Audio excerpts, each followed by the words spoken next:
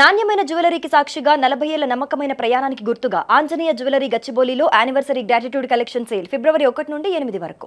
Union budget 2026-27 ఈ budget కోసం మొత్తం దేశ ప్రజలంతా ఎదురు చూస్తున్నారు. ఆదివారం అయినా కూడా అందరూ టీవీలు కత్తుకుపోయిన పరిస్థితి. రీజన్ ఏంటి అంటే నిర్మలా సీతారామన్ బడ్జెట్లో ఏదో ఒక స్పెషాలిటీ ప్రతి ఇయర్ ఉంటుంది. సో ఈ ఏడాది ఎలా ఉంది అని మొత్తం CII confederation of Indian industries సంబంధించి ప్రతినిధులందరూ కూడా ఫుల్గా దీనికి సంబంధించి మొత్తం బడ్జెట్ మీద ఓవరాల్గా వాళ్ళు క్షుణ్ణంగా పరిశీలన చేశారు. ప్రస్తుతానికి సిఐఏ ప్రతినిధులు ఉన్నారు. మాజీ అధ్యక్షుడు ఏపీకి సంబంధించి లక్ష్మీప్రసాద్ గారు ఉన్నారు. సార్ నమస్తే. ప్రతి బడ్జెట్ మేము మిమ్మల్ని అడగడం కామన్ అయిపోతుంది. మిడిల్ క్లాస్కి ఏమన్నా నిర్మలా సీతారామన్ గారు దయతలిచారా అనేది, సో మీరేం గమనించారు?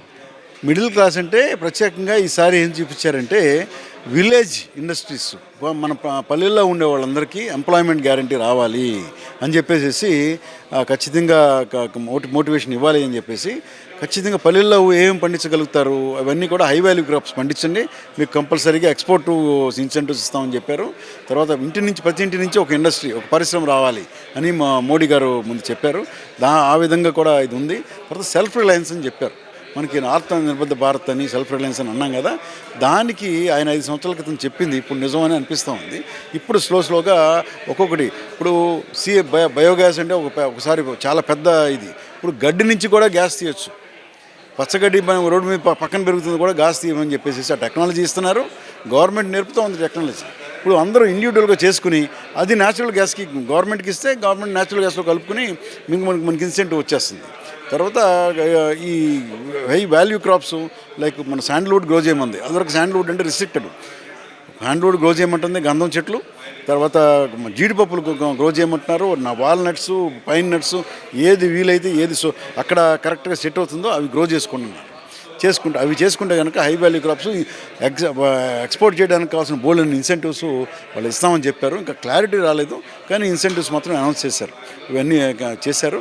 మనకి ఇందాక అనుకున్నాం కదా, సర్ఫేస్ ట్రాన్స్పోర్ట్ అంటే మన సముద్రం పక్కన మొత్తం స్టీమర్స్ అన్నీ వచ్చేస్తాయి. ట్రాన్స్పోర్టేషన్ అంతా పక్కన కంటైనర్స్ ద్వారా జరిగిపోతుంది. దాని గురించి కంటైనర్స్ కూడా మనమే తయారు చేయాలన్నప్పుడు దానికి అలాట్ చేశారు. ఈ షిప్స్ ఇవన్నీ కూడా చాలా ఈజీ అయిపోద్దండి. మన కాస్ట్ ఆఫ్ ప్రొడక్షన్, మన ట్రాన్స్పోర్ట్ కూడా కాస్ట్ 40% పడిపోతుంది. 100 రూపాయలు నుంచి 40 రూపాయలు అవుతుంది. సో దానివల్లనే అవుతుంటే కాస్ట్ ఆఫ్ మనకి అన్నిటికీ కొనుక్కునే ప్రతి దాని మీద ఇది తగ్గుతుంది.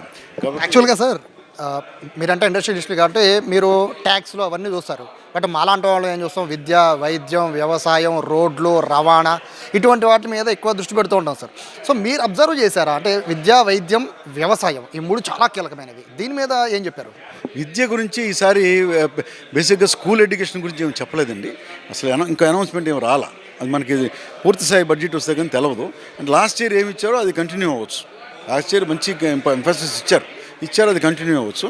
అయితే గర్ల్ చైల్డ్కి హాస్టల్స్ పెట్టారు. ప్రతి డిస్ట్రిక్ట్లోనూ ఒక గర్ల్ చైల్డ్కి హాస్టల్ పెట్టారు. ఎందుకంటే గర్ల్స్ అనే వాళ్ళకి న్యూట్రిషన్ కూడా ఇస్తాం. 11 సంవత్సరాల నుంచి 18 సంవత్సరాలకు వాళ్ళ గర్ల్స్కి మంచి న్యూట్రిషన్ ఇచ్చి మంచి ఎడ్యుకేషన్ ఇస్తే వాళ్ళే మనకి మంచి పిల్లల్ని ఇవ్వగలరు. భవిష్యత్తు అంతా వాళ్ళ మీద ఆధారపడి ఉంది. కాబట్టి గర్ల్ చైల్డ్ హాస్టల్స్ వాళ్ళకి సెక్యూరిటీ, వాళ్ళ డెవలప్మెంట్ మీద ఆధారపడితే చాలా బాగుంటుంది. కర్ణాటకలో ఇదే రకంగా కాన్సన్ట్రేట్ చేశారండి. ప్రతి ఇంటికి ఒక ఆవునిచ్చారు. ప్రతి ఇంటికి వద్దన్నా కూడా బలంతం చేసి ఆవునిచ్చారు. వాళ్ళ ఇన్కమ్ మిగతా ఇన్కమ్స్ కన్నా బాగా పెరిగిపోయింది. ఎందుకంటే అది వేస్ట్ ఇచ్చినా కదా దాని నుంచి గ్యాస్ వస్తుంది, ఎరువు వస్తుంది. అది పాలిస్తేనేమో పిల్లలు తాగుతారు, లేదా పాల కేంద్రానికి పోస్తారు. ఇన్కమ్ పెరిగిపోతుంది అంతే. అలాగా ప్రతి దానికి చేయగలుగుతున్నారు. ఎడ్యుకేషన్ వరకు లాస్ట్ ఇయర్ ఉంటుందండి, ఇంకేమీ అనౌన్స్ చేయలేదు. బట్ యోగా ట్రైనింగ్ వాటి మీద బాగా కాన్సన్ట్రేట్ చేశారు. న్యాచురల్ టూరిజంని ఇంపోర్ట్ చేసుకుంటే 1,00,000 మందికి ట్రైనింగ్ ఇస్తూ ఉన్నారు సెలెక్టర్గా. తర్వాత ఒక 5 కేంద్రాలు, మేజర్ కేంద్రాలు పెడతాము వాళ్ళు ట్రైనింగ్ ఇవ్వడానికి అని చెప్పారు. సో ఓవరాల్గా చూస్తే తర్వాత ట్యాక్సేషన్ కూడా సరళీకరించేసేసి కేసులు లేకుండా ఈజీగా అయిపోయేటట్టు చూశారు. దానివల్ల ఏంటంటే మనకి బిజినెస్ చేసుకోవడానికి ఈజ్ ఆఫ్ డూయింగ్ బిజినెస్ అని లాస్ట్ ఇయర్ చెప్పారు.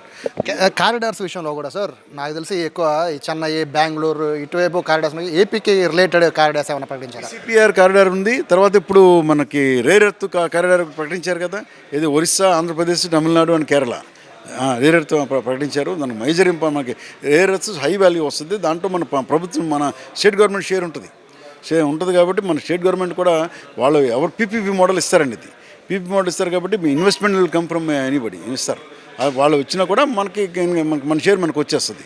బడ్జెట్లో వాటా కాకుండా ఆంధ్రప్రదేశ్కి స్పెషల్గా ఏమన్నా అంటే మీరు విన్న దాంట్లో ఏమన్నా గమనించారా? ఇవ్వలేదండి.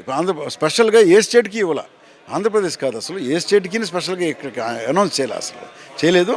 మొత్తం బడ్జెట్ చూస్తే కానీ స్వరూపం దానికి క్లియర్గా అర్థమవుతుందండి. మనకేంటంటే యోగా కేంద్రాలు ఇవన్నీ కూడా కాన్సన్ట్రేట్ చేశారు. అగ్రికల్చర్గా ఈ హై వాల్యూ ప్రొడక్ట్స్ ప్రొడ్యూస్ చేయగలిగిన స్టేట్ మనది కాబట్టి మనకి బాగా ఊతం వస్తుందని అనుకుంటా ఉన్నాం. ప్రతి ఏడాది మీ నుంచి ఒక లాస్ట్ డైలాగ్ ఒకటి ఉంటాం సార్, బడ్జెట్ చాలా బాగుంది అని. బట్ ఈ ఏడాది కూడా సేమ్ అదే ఉంటుందా లేదా ఏమైనా మారుతుందా? బడ్జెట్ ఏం చేశారంటే ఒక అభినందించాల్సిన విషయం ఒకటేంటంటే లాస్ట్ ఇయర్ ఏమి ఒప్పుకున్నారో అది చేశారు. ఫిజికల్ బడ్జెట్ తగ్గిస్తాం అంటే అప్పు తగ్గిస్తామని చెప్పారండి. అప్పు తగ్గించగలిగారు. యాక్చువల్గా 11% బయట నుంచి తీసుకొస్తున్నారు. అదివరకు ఇంక ఎక్కువ తెచ్చేవాళ్ళు ఇప్పుడు తగ్గిపోయింది, అప్పులు తగ్గిపోయినాయి. సో అంటే సెల్ఫ్ రిలయన్స్ పెరిగినట్టేగా, అంతవరకు చెప్పగలం. సరే ఈ లాస్ట్ మన పర్ఫార్మెన్స్ అంటారా, ఇండస్ట్రీలు ఎన్పిఎల్ తగ్గిపోయినాయి అంటే నిలబడుతున్నారని అర్థం. సో ది ఇన్ఫ్లుయెన్స్ అనేది ఒక సంవత్సరం చెప్పింది ఆవిడ చెప్తా ఉంది. 5 సంవత్సరాల క్రితం నేను ప్రామిస్ చేశాను, 5 సంవత్సరాల క్రితం ప్రామిస్ చేసింది ఇప్పుడు మేము చూపిస్తున్నాను. ఫిజికల్ బడ్జెట్ 4.1 కంటే మేము తక్కువ తీసుకొచ్చేయగలిగాను, నేను తీసుకొస్తానని చెప్పాను, మీకు చూపించానని చెప్పింది. మీకు సంబంధించిన క్వశ్చన్ అడగడం మర్చిపోయాను సార్. యాక్చువల్గా మీరు బాగుంటే ఉద్యోగాలు వస్తే, పరిశ్రమలు బాగుంటేనే చుట్టుపక్కల అందరూ బాగుంటారు. మీ అంటే పరిశ్రమలకు సంబంధించి ఏం చెప్పారండి? మీకు ఉపయోగపడే విధంగా ఉందా లేదా? డైరెక్ట్గా చెప్పలేదు కానీ ఇప్పుడు మాకు cost of production of electricity తగ్గేదట్టు ఉంది. కాబట్టి ఎలక్ట్రిసిటీ తగ్గితే మాకు మేజర్ ఇన్కమ్, మాకు ఒక మేజర్ ఇంపాక్ట్ మాకు 20% పైన ఎలక్ట్రిసిటీయే. ఆ ఎలక్ట్రిసిటీ తగ్గిపోయింది అనుకోండి, కాస్ట్ ఆఫ్ ప్రొడక్షన్ తగ్గిపోద్ది. మనం మిగతా స్టేట్స్ కానివ్వండి, ఇంకో ఎక్స్పోర్ట్ చేయడానికి కానీ చాలా సరళంగా ఈజీ అయిపోతుంది. కాబట్టి మన ఇన్కమ్ పెరుగుతుంది, మన ఎంప్లాయ్మెంట్ పెరుగుతాం, ఎక్స్పాన్షన్లో ఉంటాం. రియల్గా చెప్పాలంటే మేము ఎక్స్పాన్షన్లో ఉన్నామంటే వ్యాపారం బాగున్నట్టే. కాబట్టి ఎంప్లాయ్మెంట్ పెరుగుతుంది, జనం తీసుకుంటున్నాం. గుడ్ అండి. స్కిల్ డెవలప్మెంట్ ఒకటి చేయాలి అంతే. సో ఇది చెప్తున్నారు. ప్రస్తుతానికి అయితే బడ్జెట్ ఆశాజనకంగానే ఉంది అని చెప్తున్నారు. దీంతో పాటు ఏదైతే ఈ ట్యాక్స్ ఎగ్జామ్షన్ గతంలో ఇచ్చినట్టు కాకుండా ఇప్పుడు వ్యాపారులకు ఉపయోగపడే విధంగా కూడా ఈ కరెంటుకి సంబంధించి వాళ్ళకు కూడా విద్యుత్ సంబంధించింది కూడా వాళ్ళకు ఉపయోగపడే విధంగా కూడా బడ్జెట్లో చెప్తారని చెప్తున్నారు. దీంతో పాటు ముఖ్యంగా ఈ కారిడార్స్ విషయంలో కూడా బిగ్ అనౌన్స్మెంట్ చేశారు.